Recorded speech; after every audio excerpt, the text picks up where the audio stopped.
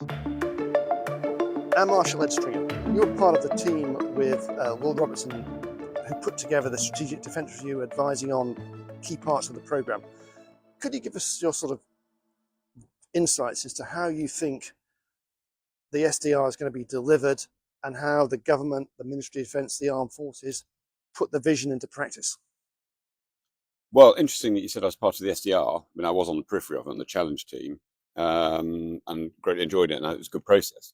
But long before that and during, I've been part of the team looking at defence reform.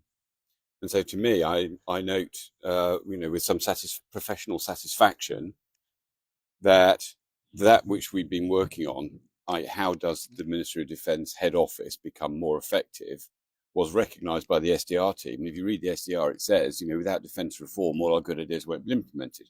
So really, if I could expand on that as a way of answering, of answering your question. And it comes out from some of the work that City Forum's been doing. Essentially, defence needs to, and when I talk about defence, with a big capital D, I'm talking about the national effort to protect oneself with a military flavour, because of course increasingly there are elements of that aren't necessarily purely to do with the military. But all that hinges on a shared sense of purpose. The electorate has to feel that there is a problem. There are threats out there that can make life very uncomfortable for us. And when we know what those threats are, we can start to shape strategies around them. And when you look around the world at those countries that know where the one big threat is, they're very good at organising not just their military, but the whole of society around it. Scandinavian countries, Finland, look at the Baltic countries, Estonia. Look at what Poland, has done. And they are lean and mean because they want to get every ounce, every possible bang for every buck that they put in. And that's where defence reform came from. What it said is, we need a military strategic headquarters, because we can't just manage the three services, essentially buying the equipment which they feel they might need or they want, let's say. What we actually need is a military strategic headquarters being set real political problems. How do you defend against this? This is the big problem that we have to solve. That gets you into a strategy. There's a military element of it. What's our theory of winning in that strategy? Which gets you a broader concept of operations. And when you've got a concept of operations, then you can integrate your services together. Look at what Israel has done recently, what Ukraine's had to do, because necessitas mater inventum.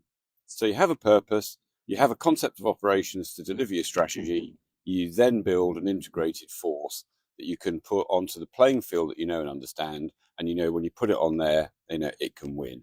And we need to shift from what I would call the status quo, where we bought a range of things, left them with the services to husband, and hoped when you pull them together, you wouldn't just have a heap of beans, but you'd have a casserole, into something that's, a recipe that's been expressly designed to give you a force that is going to be a winning proposition against a known threat. And that's the big shift I think that has to happen in defence. So just to finish off, how do you inject that sense of urgency and purpose into an organisation that's notorious for having driven by bureaucracy and inertia?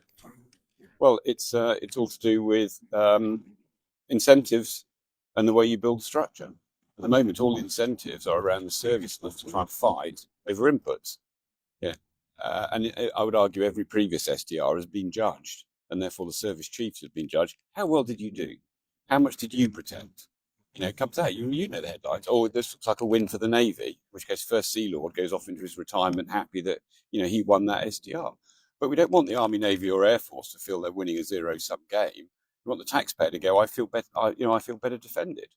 And in my experience in the MOD, when I've worked in those organisations that were essentially an MSHQ by another name, I had Navy, Army and Air Force officers who are absolutely orientated around the goal of a joint force that put out a winning proposition, often sometimes finding themselves arguing at odds with the sort of pure and rarefied positions of their own service.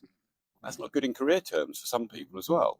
But you shift the incentives, you make the military strategic headquarters a dominant one, people fight for jobs in that. That's where both professional and personal success comes from. You will remember the old adage, show me the incentives, I'll predict the decision. Well, set the incentives to get the right decisions. At the moment, the incentives are misset. We need to set them in the right place. Air Marshal Ed, thank you for your time. I'll talk. Thank you.